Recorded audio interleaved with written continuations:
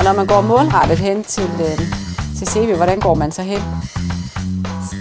Ja, kigger du på CV, ikke også? Du kigger bredt på CV. Sig 3 ting indeholder træning af i alt 18 sociale færdigheder. Materialet er meget enkelt at gå til. Man finder den sociale færdighed, som man vil træne, og så finder man her i indholdsfortegnelsen det alderstrin, som man underviser på, og så kan man slå op og finde en fremgangsmåde fra ende til anden. Man tager de sider, det drejer sig om, og her står der, hvad det er, man skal sige, hvilke filmklip man skal vise. Der er de 3 trin beskrevet, de 3 ting, som eleverne skal lære at sige, og der er eksempler, man kan bruge til at træne færdigheden med. Alt efter alderstrin kan der også være historier og supplerende små rollespil, som man laver i klassen eller med den elev, man træner. Vi skal lave nogle små rollespil, hvor I skal prøve at være aggressiv og passiv, og så skal I prøve at øve jer i de her 3 trin, hvor man er assertiv. Altså gør det på en lidt anden måde, siger det, man gerne vil lave. Og der er jo de her små videoklip, som jeg viser. Her handler det om, at der er et barn, der bliver beskyldt for noget, som hun eller han ikke har gjort, og hvor eleven normalt reagerer voldsomt, så skal man så lære dem at takle det på en hensigtsmæssig måde. Sidder roligt ved sit bord, og du går målrettet hen til, og vredt hen til CV. Det har været rigtig godt at arbejde med. Det har været nemt sådan at overskue og let at gå til, synes jeg. Og jeg synes, der er allerede når man kigger i indholdsfortegnelsen, synes jeg, det er nogle gode sociale færdigheder, man kommer omkring, som er relevant for at kunne trives og have det godt. Og som mange af vores elever har svært ved i hvert fald, oplever jeg. At det er hende, du skal hen. Hvad for en adfærd han har? Hvordan han opfører sig? Ja. Han bliver aggressiv, ikke også? Ja. Så følger du manualen her. Sådan gør du. Her står simpelthen alt, hvad læreren har behov for. Man kan tage de her 2 sider ud og tage med ind i klassen. Og her står der, hvad det er for et filmklip, man skal vise, hvad det er for en historie, man eventuelt skal fortælle. Her står, hvad det er for nogle trin, der bruges, og der er også eksempler, som svarer til det alderstrin, som man nu underviser i. Hvor skal du hen? Ja. Hvor skal du hen? Hvad pigen så svarer, det kan man jo aldrig sådan helt vide, vel? Man kan jo aldrig helt vide, hvilket svar man får. Så den her, det er jo så bare, at man lytter, og herhen, der går man jo tilbage til, at så stiller man så et nyt spørgsmål til. Hvis jeg nu er pigen, og du siger, hvor skal du hen? Så siger jeg, de kan godt lide materialet, de kan godt lide, at det er det samme, de skal. De kan godt lide, at de ved, at jeg starter med at fortælle et eller andet og lægger op til dem. Så kommer der en historie, så kommer der et filmklip, så kommer der 3 trin, og så kommer der eventuelt en filmklip igen, og så er der rollespil.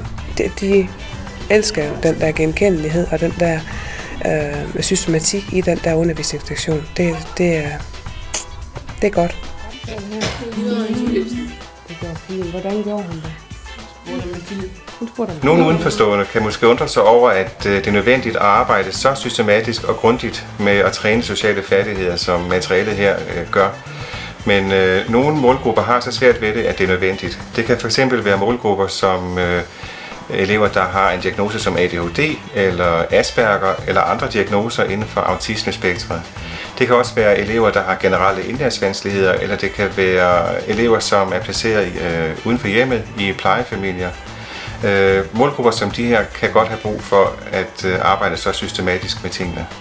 Det er et absolut must at træne sociale færdigheder, fordi at hvis man kan træne sociale færdigheder med børnene, så er det den eneste måde, de kan lære at begå sig. De kan lære at begå sig ved det, man kalder pli, hvordan man sidder pænt ved et bord, hvordan man tiltaler folk, hvordan man kommunikerer med folk. Fordi som sagt, det er de aldrig blevet, der er blevet talt til dem og ikke med dem. Og de har ingen færdigheder med hjemmefra, så det er det første og det vigtigste, man lærer dem, for ikke at de med det samme falder igennem som værende plejebørn, som er lidt anderledes, synes folk. Og så begynder du sådan set bare at gøre nar af ham. Okay. Hvordan kan man gøre det, Jesper?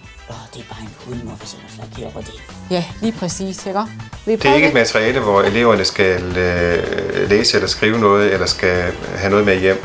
Men man kan supplere og downloade trinene på elevernes mobiltelefon eller iPad, eller hvad de nu har, så de altid har de 3 trin lige ved hånden. Nej, det er jo nogle gange det, der sker. Ikke også? Så kan man begynde at tale ned til folk, hvis de er så meget stille og sådan. Der kan også nogle gange ske det med de her børn, at de tillærer sig en social færdighed, som så kun fungerer på den geografiske plads, hvor de er. Altså det kan sige, at man tillærer sig en social færdighed, som fungerer, når man er i skolen. Man har måske en anden adfærd, når du er ved far, mor og farfar, og du har en tredje adfærd, når du er hjemme ved far og mor. Fordi det er sådan, nogle af dem er indrettet. Og hvis du så har det redskab, hvor du kan sige, at du kan tage det med, du kan for øvrigt også give det til far, mor og farfar, så de kan snakke om de samme ting i deres hjem, så det ligesom fungerer alle steder, man er. Lige præcis. Så der fortæller han også, hvad han føler, ikke også? Det optimale scenarie i forhold til at sige 3 ting, det er, at skolen underviser via undervisningsmanualen i de her færdigheder, som sige 3 ting indeholder.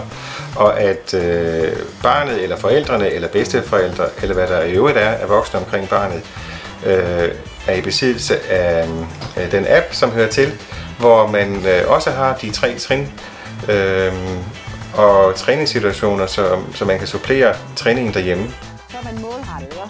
Og så kan jeg godt lide, at det er delt op, altså sådan tilrettelagt, så det er tilpasset hver trin. Fordi at der er jo meget forskel på, om de går i overbygningen eller i indskolingen. Altså hvad er det for nogle? Det er måske de samme færdigheder, men hvordan skal man lige gå til det? Og hvad er det for nogle eksempler, man skal bruge? Det kan der være meget forskel på, og det synes jeg, det her lægger op til, at man kan målrette den aldersgruppe, man nu har med at gøre. Og det synes jeg er rigtig godt ved det materiale her.